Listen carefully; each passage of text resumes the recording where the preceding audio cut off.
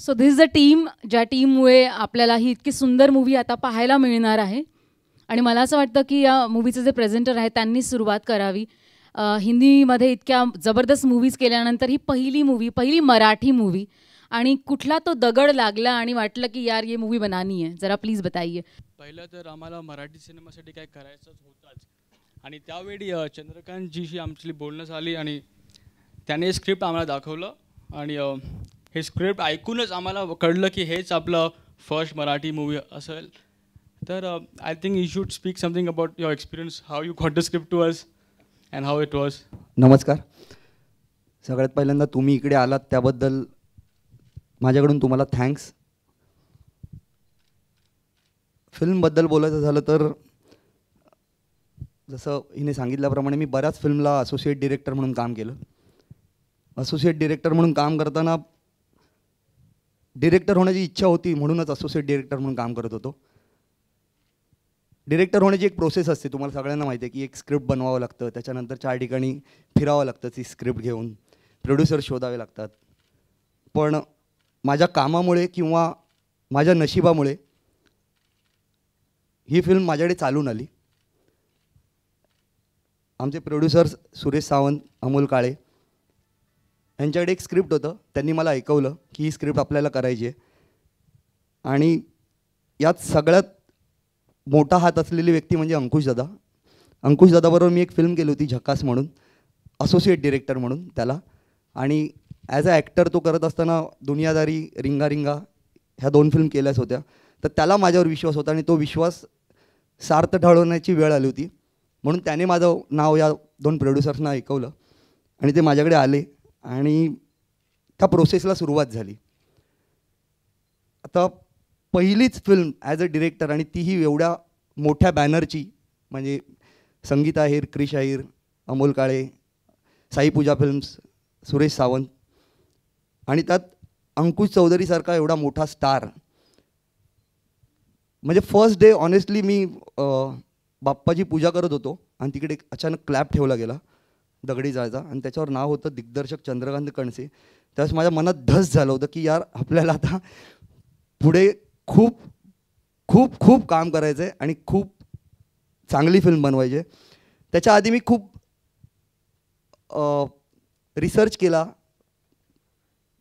ह्या गोष्टीबद्दल, स्क्रीन प्लेमध्ये काही बदल केले, अंकुशदाला पण ऐकवले, सगळ्यांना ऐकवले की असं असं मला वाटतंय. आणि मग या फिल्मच्या प्रोसेसला सुरुवात झाली, आणि माझ्या सगळ्या टीममुळे ही फिल्म बनली आहे असं मला वाटतंय. माझा एकट्याची मेहनत नाही आहे, तर सगळ्यांची ही मेहनत आहे जी तुम्ही आत्ता बघितलीत. थँक्यू. थँक्यू सो मच, तुम्ही सगळे इकडे आलात. आणि माझ्या भावाची फिल्म आहे, कारण खरंच खूप मेहनती व्यक्तिमत्व आहे ते. आणि कारण आम्ही बघत आलो आहे सिन्स फ्रॉम दुनियादारीपासून आमची ओळख सुरू झाली, आणि दुनियादारी, प्यारवाली लव्ह स्टोरी आणि तू ही रे, खूप सुंदर फिल्म बनवली आहे आणि मनापासून बनवली आहे. गाणी ह्या फिल्ममध्ये 2 आहेत, तर मला असं वाटतं नक्कीच तुम्ही सगळे एन्जॉय कराल. आणि अंकुशदावर पिक्चराईज होताना मला नेहमीच आनंद असतो माझं गाणं, त्यामुळे नक्कीच सगळ्यांना आवडणार आहे. हे जे आता गणपतीचं गाणं तुम्ही बघितलं ते आदर्शने गायलं आहे आणि मंदार चोळकरने लिहिलं आहे, तर हे गणपतीत नक्कीच वाजेल, आणि याच्या पुढचंही गाणं तुम्हाला सगळ्यांना नक्कीच आवडेल. So it will be coming soon. So बाकी मला असं वाटतं की मी एवढंच बोलू शकतो, बाकी काय. ऐकायचं आहे ना गाणं? गाणं आता कुठे आहेत, गाणं ऐकलं त्यांनी. ओके, पिक्चर भी बाकी है, गाना भी बाकी है मेरे दोस्त. ओके, सो आता आई थिंक अंकुश आणि डायरेक्टर, राइटर, प्रोड्यूसर, एवरीबडी, मैं आपको सबको इनके हाथ में दे देती हूँ अभी. ओके, अब आपके हवाले ये लोग. तुम्हाला जे विचारायचे, जे काही प्रश्न तुम्हाला विचारायचे तुम्ही विचारू शकता. स्टार्ट अंकुश तू करावी आणि बाकी सगळ्यांनी मग प्रश्नांची उत्तरं द्यावी. म्हणजे मी विचारण्यापेक्षा ह्यांची प्रश्न जास्त इम्पॉर्टंट आहेत सध्या. So go on. नमस्कार. एवढंच सांगेन मी आता की ही सुरुवात आम्हाला असं वाटतं की करण्याची इच्छा होती की सोशल मीडियावर आम्ही सुरू केलं, टीझर देणं, नंतर ट्रेलर देणं. इच्छा ही होती महत्त्वाची सर्वात, की आत्ता एकदा मीडियासमोर येणं आणि इंटरॅक्शन करणं, की बाबा हे आमचे रायटर आहेत, हे आमचे डिरेक्टर आहेत, हे आमचे प्रोड्युसर आहेत आणि ही फिल्म 2 ऑक्टोबरला येते. त्यासाठी हा सगळा घाट घातला किंवा हा सगळा अट्टहास म्हणायला हरकत नाही. आमचे प्रोड्युसर, डिरेक्टर, म्युझिक डिरेक्टर तुमच्यासमोर आता आहे आणि मला असं वाटतं तुम्हाला जर काही प्रश्न विचारायचे असतील तर विचारू शकता. ह्या पुढच्या गोष्टी एक एक करत आम्ही काही दिवसांतर रिव्हील करणारच आहोत, ज्या नवीन नवीन पद्धतीने येतील, ज्याचे प्रश्न सगळ्यांनाच पडले टीजर बघून. त्या क्युरिओसिटी ठेवून आम्ही हे प्रयत्न करणार आहोत की जास्तीत जास्त तुमच्यापर्यंत बातमी पोहोचवण्याचा, माहिती पोहोचवण्याचा. तुम्हाला काही विचारायचं असेल तर विचारू शकता.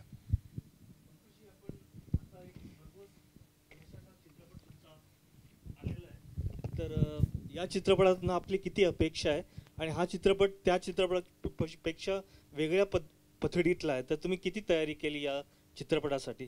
कारण डबल सीट हा एकदम वेगळाच चित्रपट होता. हो, करेक्ट. मला असं वाटतं की सर्वात जास्त मेहनत माझ्यापेक्षा रायटर आणि डिरेक्टरने घेतली आहे. मला खूप चांगल्या पद्धतीने प्रेझेंट करण्याचा प्रयत्न केला आणि मुळात गोष्ट चांगली आहे हा विचार करून मी या फिल्मला हो म्हटलं. आणि आधीची फिल्म म्हणजे जी डबल सीट आता चालू आहे, अजूनही चालू आहे आणि ही चालू असताना आजही त्याचा बिझनेस चांगला चालला आहे. मला असं वाटतं हे आपले जे प्रेक्षक आहेत ते खूप चोखंदळ आहेत आणि ते चांगली गोष्ट बघायला आवडते त्यांना. ते हिरोला कधीच डोक्यावर चढवत नाही, ते ऑलवेज गोष्ट डोक्यावर चढवतात. तुम्ही आत्ता पण बघितलं असेल इतिहास तर, की चांगले फिल्म, चांगल्या गोष्टी असतील तर चालल्यात. तर दगडी चाळ निवडण्याचं कारण हेच आहे. एकतर दुनियादारी, डबल सीट, दगडी चाळ, सगळीकडे डी परत आला आहे. म्हणजे ॲक्च्युली हा योगायोग मला आत्ता आज सकाळीच झाला की बाबा ड आला म्हणून. हा जोक सपाट, पण मला असं वाटतं की गोष्ट चांगली आहे ह्याची, म्हणून मी ही फिल्म करण्याचं ठरवलं. आणि ज्या पद्धतीने प्रेझेंट झाली आता आम्ही जेव्हा अख्खी फिल्म बघितली त्यानंतर मला असं वाटतं की हे देखील लोकांना खूप आवडेल आणि एक वेगळा जॉनर बघता येईल. म्हणजे काय म्हणूया आपण, मी ट्राय करतोय की वेगवेगळे सब्जेक्ट घेऊन करायचा. मी ॲक्टिंगमध्ये खूप हुशार नाही आहे, पण माझे डिरेक्टर जे मला शिकवतात त्या पद्धतीने मी करायचा प्रयत्न करतो. त्यामुळे मला ते वेगवेगळं करायला मिळतं असं मला वाटतं. चित्रपटात डॅडीची भूमिका कोण करते अजून समजलं नाही. हां, म्हणून मी सुरू करताना हे सांगितलं की ती क्युरिओसिटी ठेवली आहे. खूप लोकांना कळलं आहे, खूप लोकांना कळलेलं नाही आहे. तर आम्ही असं ठरवलं की आम्ही आमच्या तोंडून काही सांगणार नाही आहोत, लोकांना अजूनही कळू दे. आणि त्यासाठी पुन्हा एकदा एक छोटा इव्हेंट करू ज्याच्यामध्ये आम्ही खास त्या माणसाला प्रेझेंट करणार आहोत वेगळ्या पद्धतीने. तेव्हा त्या इव्हेंटला आणि त्या पार्टीला आपण जास्त एन्जॉय कराल, कारण ही दुपारची पार्टी आहे, ती तेव्हा संध्याकाळची पार्टी असेल. जे हसले त्यांना कळलेलं आहे काय म्हणायचं मला. जो आज आपण सूर लागलाय सगळ्या पार्टीचा दुपारच्या, तो असा लो लागला. मला माहिती आहे त्याचं कारण, दुपारची पार्टी आहे, पण आपण जेव्हा करू ती पार्टी जोरदार असेल. काय म्हणूया आपण त्याला, मी असं म्हणेन की ना काही गोष्टी अशा असतात की ज्याचा बॅकड्रॉप आपण सत्य घटनेचा ठेवतो, पण गोष्ट त्याच्या पुढे आपण मांडतो, तयार करतो, तसं म्हणायला हरकत नाही. कारण तुम्हाला ज्या नाव किंवा ज्या गोष्टी दिसत आहेत, ज्या जाणवत आहेत, त्या सगळ्या गोष्टी होऊन गेलेल्या आहेत आणि आहेत, पण त्याचा वापर करून आम्ही गोष्ट तयार केली आहे असं म्हणायला हरकत नाही. तुम्ही हे पिक्चर डायरेक्टर सुचवलात, पण तुम्हाला कोणी सुचवलं, लाईक प्रोड्युसरपैकी? कारण नेहमी डायरेक्टर हिरो सुचवतो, तुम्ही डायरेक्टरला सुचवा डायरेक्टर कोण असावं म्हणून. हां, म्हणजे त्याचं गणित असं झालं की एक या सब्जेक्टला या पद्धतीचा माणूस असावा असं वाटत होतं. मी त्याच्यावर काम केलं असल्यामुळे मला ह्या गोष्टीचा खूप कॉन्फिडन्स होता असं म्हणायला हरकत नाही. ओव्हर कॉन्फिडन्स नाही, पण कॉन्फिडन्स असा होता कारण त्याने मी एक डिरेक्ट केली होती फिल्म ज्याचं नाव झकास होतं. ती थोडीशी आपण म्हणूया की वेगळ्या कॉमेडी असलेली फिल्म आहे. कॉमेडी नाही म्हणता ना, एक वेगळा विनोद असलेली फिल्म होती. एक दुनियादारी अशी फिल्म होती जी संजय जाधवने केली होती. तो एक वेगळा सब्जेक्ट होता. नंतर आत्ता तू ही रे असेल किंवा प्यारवाली लव्ह स्टोरी असेल, त्या वेगवेगळ्या स्टोरीज आहेत, त्या सगळ्याला हा असोसिएट होता आणि त्या ठिकाणी त्याचे सगळे इनपुट्स खूप उपयोगी पडलेले आहेत. म्हणजे एक डिरेक्टरला ऑलवेज एक नाही म्हणणारा असिस्टंट असेल, असोसिएट असेल, तर ते खूप चांगलं असतं. दादा आपने अच्छा किया, दादा क्या बात आहे, हे म्हणणाऱ्यापेक्षा एक जण असतो जो म्हणतो नाही मला हे जरा चुकीचं वाटतं, ह्याचा परत एकदा विचारा बाबा. तर आपल्याला दुसऱ्या मिनिटाला डिरेक्टरला त्रास होतो, म्हणतो की हा का असं म्हणतोय.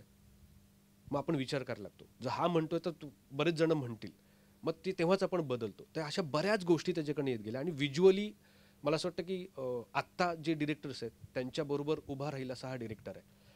तर मला मजा आली ह्या गोष्टीची की एक सब्जेक्टच वेगळा येत होता आणि एवढा फास्ट काम करणारा, फास्ट विचार करणारा डिरेक्टर मला हवा होता, तो हा होता. आणि प्रोड्युसरना काही प्रॉब्लेम नव्हता. प्रोड्युसर त्याला ओळखत नव्हते, पण जेव्हा त्याची ओळख कळली त्यानंतर काही प्रॉब्लेम नव्हता. कारण मी म्हटलं जर ते नसेल तर मग मीच काम करणार नाही, मग फायदा काय होणार. मग प्रोड्युसर म्हटलं हो चालेल करूया आपण. त्यांना डायरेक्टरला तो प्रश्न विचार, तुम्हाला कसं वाटलं जेव्हा त्यांनी सुचवलं आणि तुम्हाला इनफॅक्ट हिरो तुमच्या पाठीशी उभा होता, डायरेक्ट करताना कसं वाटलं?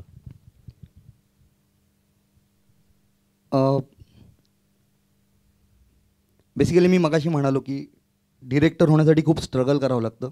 माझ्या नशिबामुळे म्हणा किंवा गुडविलमुळे म्हणा ही फिल्म माझ्याकडे चालून आली होती आणि अंकुश दादाने माझं नाव सुचवलं आहे हे म्हटल्यावर तर मला आनंदच होणार. कारण की दगडी चाळसारखा मोठा विषय आणि मुळात मी राहायला लालबागला आहे, भायखळा माझ्यापासून 2 मिनटावर आहे. त्याच्यामुळे मला सगळी तिकडची प्रोसेस माहिती आहे की काय झाली होती आणि कशी होती. त्याच्यामुळे ही फिल्म आल्याच्यानंतर मी काहीही विचार नाही केला, मला जमेल नाही जमेल, किती वेळ मिळेल मला अभ्यास करायला. मी हो म्हणालो की नाही मी करतो. मला अंकुश दादाबरोबर काम करायचं होतं कारण की खूप विचार करून काम करणारा नट आहे, म्हणजे एकमेव नाही म्हणता येणार पण खूप विचार करून काम करणारा. आणि त्याचे सजेशन्स जेवढे या फिल्मला आले ते मी खूप युटिलाइज करायचा प्रयत्न केला आणि त्यातून ही फिल्म बनली आहे. माझे गुरु संजय जाधव, त्यांच्या पावलांवर पाऊल ठेवायचा मी प्रयत्न केला आहे आणि मला असं वाटतं मी चांगलं काम केलं आहे. बाकी तुम्हाला फिल्म आल्यावर कळेलच. अंकुशी, तुमची किती तयारी होती स्क्रिप्ट तुमच्यावर आल्यावर? तुम्ही काय त्यासाठी जे काय धडपड केली किंवा मी ही गोष्ट खूप प्रयत्न केला की पहिली जी गोष्ट आपण नेहमी म्हणतो की ह्यात नवीन काय केलंयस तू, असं जे असतं ना ते मी करायचा प्रयत्न केला की आधीच्या कुठल्याही फिल्मचा पगडा त्याच्यावर येऊ नये. हां, थोडंसं ॲक्शन आणि ही या गोष्टी त्या सिमिलर राहतात, पण आम्ही खूप प्रयत्न या गोष्टीचा केला की त्या काळातली फिल्म दाखवताना त्या काळातला माणूस कसा राहील. आणि त्या काळात हे खूप चांगलं झालं की मी त्या एरियात राहिला आहे, परेल एरियामध्ये राहिला, आजूबाजूला सगळं माहिती आहे, ह्याला देखील माहिती आहे. तर त्याचा खूप फायदा झाला. ती वागण्याची पद्धत, कपडे घालण्याची पद्धत, त्या हिरोचा त्यावेळेचा पगडा, त्यावेळेला पोलीस कशा पद्धतीने कोणाशी कसे वागतात, त्या काळात कसे वागत होते आणि त्यावेळेला ॲटमॉस्फिअर काय होतं, किती भीती होती आणि किती माणसं या रस्त्यावरून त्या रस्त्यावर जायला सेकंद लागायचा नाही, की मोह व्हायचा की हा रस्ता सोडून त्या रस्त्यावर जाऊया, इथून ह्या गोष्टी मिळतात म्हणून. भले तो छोटा रस्ता असायचा आणि कमी वेळात संपून पण जायचा. म्हणजे आम्ही नेहमी म्हणतो की ही गोष्ट जो सुरू करतो तो माणूस एकतर वरती देवाघरी जातो नाहीतर मग आतल्या घरी जातो, दोन्हीपैकी एक काहीतरी होतं. तो लवकरात लवकर जातो असं म्हणतात. तर ती जी एक त्या मुलांमध्ये, त्या वयातल्या मुलांमध्ये जे नेहमी डोक्यात असायचं ते आणण्याचा प्रयत्न खूप केला आहे. ते ॲटमॉस्फिअर, ते आजूबाजूचा माहोल, कपड्यांपासून, वागण्यांपासून, बोलण्यापासून, रिॲक्ट होण्यापर्यंत आणि त्यावेळची भीती. आता आपण कसं झालं की भीती जरा कमी झाली असं मला वाटतं. कारण टी व्हीवरचं, थिएटरमध्ये आपण खूप गोष्टी अशा बघतो की ज्याच्यामुळे आपली भीती लपत चालली, संपत चालली. त्यावेळेला ती भीती होती. सतत आपण जे पेपरमध्ये वाचायचो त्याचा इम्पॅक्ट आपला दिवसभर राहायचा. आज तसं होत नाही. पेपरमधली बातमी किंवा टी व्हीवरची बातमी बघून झाल्यानंतर दुसऱ्या मिनिटाला दुसरी बातमी आली की आपण परत त्या बातमीमध्ये निघून पण जातो. तर तो जो इम्पॅक्ट आहे, एक ठहराव लागतो, तो ठहराव आणण्याचा प्रयत्न केला. ते तुम्हाला जाणवेल असं मला वाटतं. थोडंसं काम आहे ते, पण जाणवेल असं मला वाटतं. हा तुमचा पहिला मराठी चित्रपट असावा असं वाटतंय. तर या चित्रपटामध्ये करायचा अनुभव कसा आणि काय काय तुम्हाला डिफिकल्टीज किंवा असं काही सिच्युएशन्स फेस करावे लागले का चित्रपट निर्माण करण्यामध्ये? काही अनुभव आलेत का, त्याच्याबद्दल काही सांगाल का? मी पहिल्यांदा सर्वांचे आभार मानतो. मी 20-22 वर्ष ह्या लाईनीमध्ये आहे. मी ज्यावेळेस फर्स्ट टाईम आम्ही प्लॅनिंग केलं असे पिक्चर बनवायची, मी अंकुश सरांना रिक्वेस्ट केली. त्या हिशोबाने माझा एक अनुभवाच्या हिशोबाने जास्त काय बोलता येणार नाही आहे, पण मी जर सरांकडे गेलो आणि सरांनी आम्हाला होकार दिला. त्यानंतर आम्ही प्लॅनिंग केलं आणि पिक्चर सुरुवात केली. याच्यामध्ये जास्त डिफिकल्ट अशी काही गोष्ट काय घडली नाही. थँक्यू. चित्रपटाचं प्रमोशनबद्दल काही सांगा का, कसं करणार आहात? प्रमोशन चांगल्या स्केलला आहे. प्रमोशनसाठी कृष्णा सर डिस्कशन करतील. Promotion, we are trying to English is fine? Yeah, no problem. Okay. Promotion, basically we are trying to create an aura of the film by not revealing a lot of things. Like, as you saw the teaser, it's not revealing a lot. So we're trying to achieve that at least till 19th. And let's hope we succeed in that. And after 19th, you'll be surprised with the film's layers. And we're very proud to be associated with the film. Hopefully you all would enjoy it, and the rest of the whole substance of the film, you will see it on the 2nd. And we're very confident about the film, and Ankush has rocked it, I feel, and superb. So, Your film thank is you. releasing on October 2nd. Which Yes. is a national holiday. Yes. Is that a deliberate ploy on your part? No. It just happened suddenly because there was a... No, I don't think so. आता जो Ganpati festival आहे त्याचा काय तुम्ही प्रमोशनला उपयोग करणार आहात का? हो, एक चांगली संधी या निमित्ताने आली आहे आणि कसं असं फेस्टिव्ह वातावरणामध्ये माणूस खूप आनंदी असतो आणि त्या आनंदामध्ये आम्ही सहभागी होताना त्यात फिल्मचं प्रमोशन देखील आम्ही करणार आहोत आणि त्या पद्धतीने सगळ्यांचं आता हालचाली चालू आहेत आणि बऱ्यापैकी मला असं वाटतं तुम्हाला गणपतीत दरवेळेला आम्ही कुठे ना कुठेतरी दिसत राहू. Thank you very much.